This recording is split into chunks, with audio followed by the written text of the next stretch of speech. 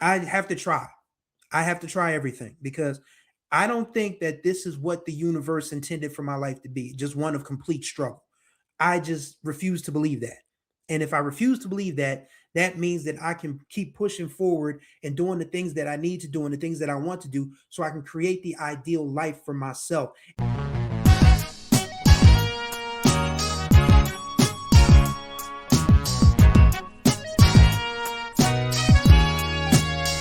What's going on, everybody? Welcome back to a brand new edition of the Chris 2 Cents podcast. Here with your boy Chris Stevens, a writer who talks about his 2 cents with common sense for the most part. Hopefully, you all are doing well out there. It's been a very interesting week for me. It's been 2 weeks since I've done an episode. Has it been 2 weeks? I don't know if it's been 2 weeks. It's been, a while, but I want to do at least one of these a week to get back on this channel, let people know that I'm coming back in effect and back in the mix, as it were.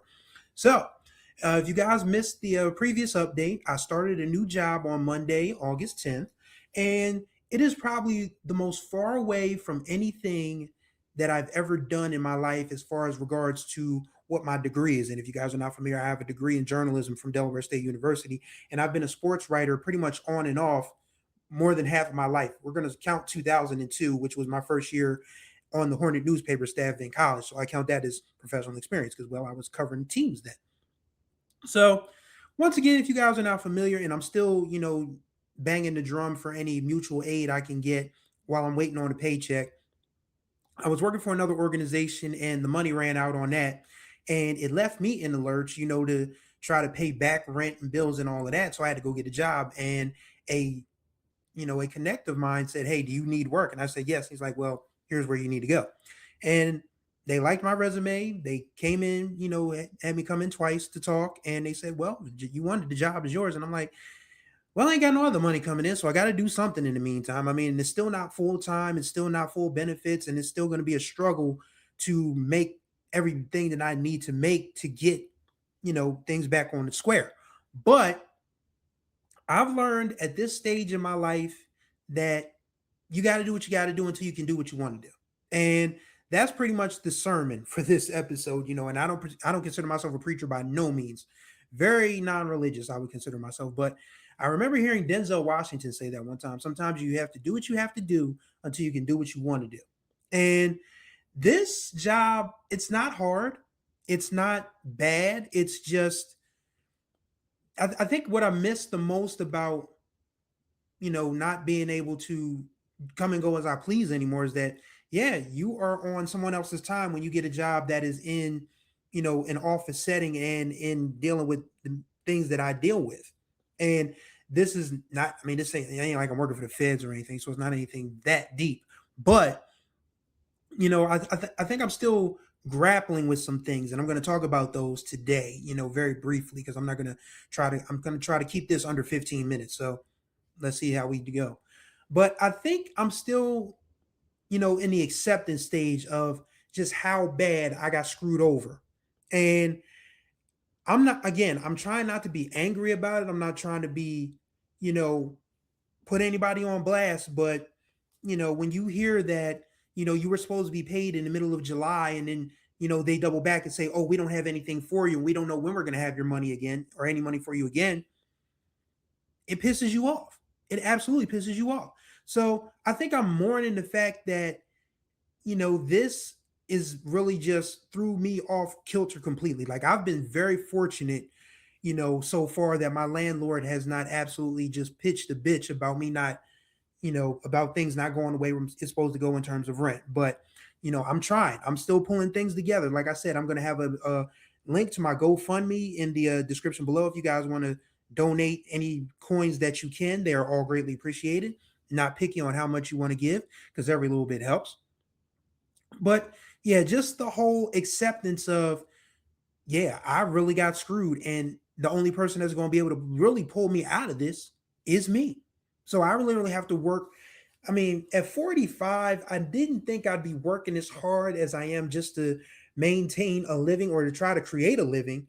But I think I take solace in the fact that this is not a unique struggle. Like I am not the only one going through these challenges. I mean, we have people of all ages, all shapes, all sizes, all races, all colors, even though the white people that voted for that guy, they seem to think that, this is Biden's fault. But hey, they're not very bright, are they? So, I mean, you just, again, just trying to deal with the acceptance of what used to be and now what I have to do moving forward to keep from being homeless and to keep from being out on the street and to keep from, just complete and utter despair. I mean, like poverty, I mean, I've already, come to grips with the fact that I'm poor. Like, I mean, I wasn't making that much money to begin with, but now that I am literally 2 months behind on a lot of stuff, I'm dead broke. I'm dead broke. And again, I'm not happy about it.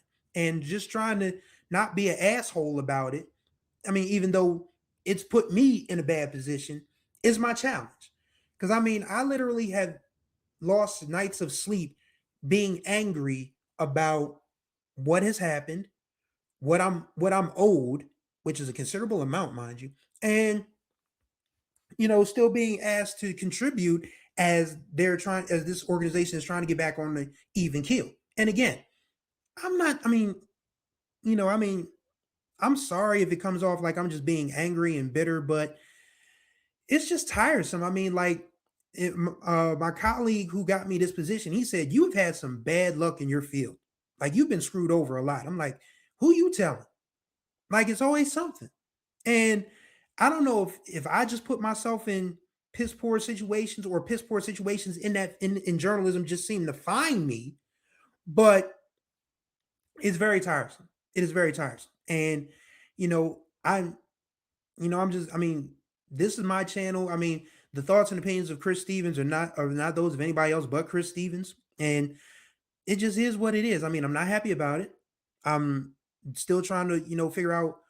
I mean, I'm scared. I mean, I'm not gonna lie to y'all. I am very scared about what the future holds if I can't keep buying time, with my landlord and my bills and all of that.